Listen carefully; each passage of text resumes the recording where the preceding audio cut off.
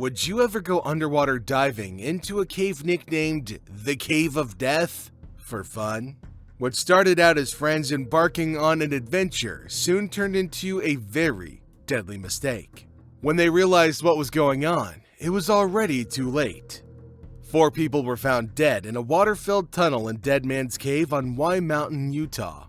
Police identified the victims as J. Blake Donner, 24, of Springville, Jennifer Lynn Galbraith, 21, of Pleasant Grove, Scott K. McDonald, 28, of Provo, and Ariel Singer, 18, of Orem. On August 17, 2005, 5 friends were having dinner in Provo, Utah, when one of the girls, Jennifer, mentioned Gollum's cave, which she had previously visited. She also mentioned on a prior visit that the water was so cold she passed out, or nearly passed out. She was also treated for hypothermic symptoms during her previous visit. The group aptly dubbed it the Cave of Death, and decided to visit that fateful night, unknowingly walking into an inescapable destiny. A 5th friend, Joseph Ferguson, 26, of Reno, traveled to the cave at 3 a.m. Ferguson had planned to enter the chamber as well, but wisely changed his mind. This cave is near BYU's iconic Y Mountain in Provo, Utah. Some students refer to it as the Cave of Death or Gollum Cave, but it was and remains absolutely unknown to the majority of the people. A few people knew where it was, but it had mostly faded into public memory.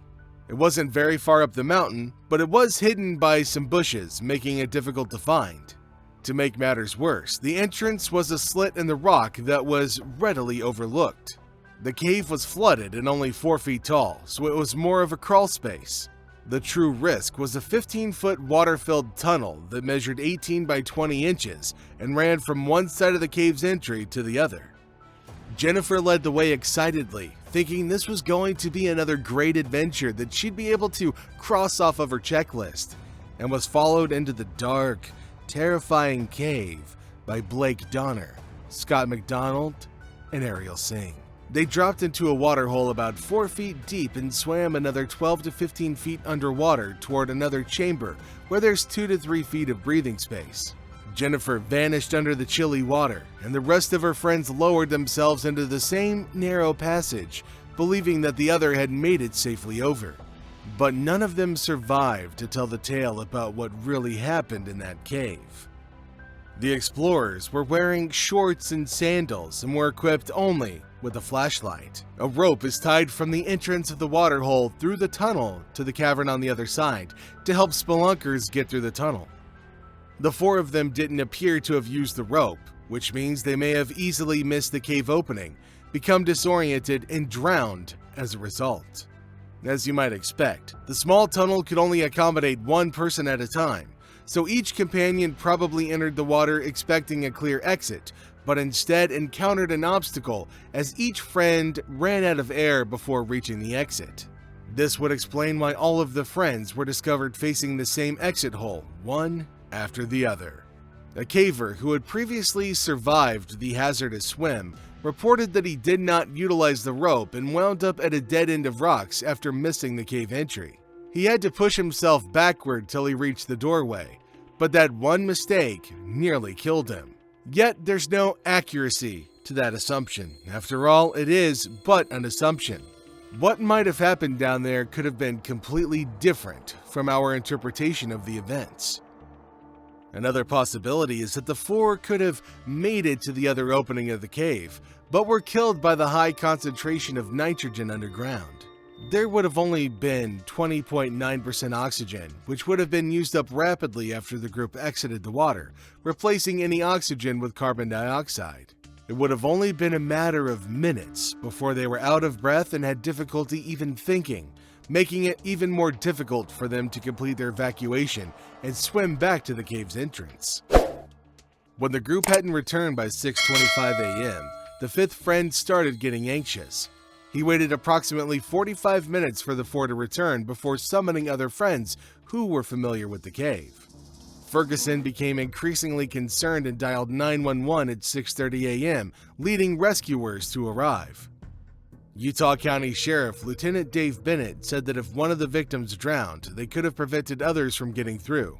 Emergency teams used sump pumps to remove around 6 inches of water from the passageway and pumped oxygen into the cave. The confined space rescue team from Orem assisted, according to Provo police spokesperson Karen Maney, but the teams were unfamiliar with the cave and its layout. The rescuers took all precautions to avoid accidents, using gas and oxygen sensors, wearing wetsuits and carrying supplied air in a small container. After the water level dropped around 6 inches, search and rescue personnel uncovered the body of a female, identified as the 18-year-old Ariel by some accounts. As the water continued to fall, the second body of a guy, as well as the other 2 bodies nearby, were discovered at the bottom. The deaths were judged to be drownings by the medical examiner. Some suspected that they were either intoxicated or high, although there was no evidence to support this. In the far cavern, search and rescue discovered a few candles.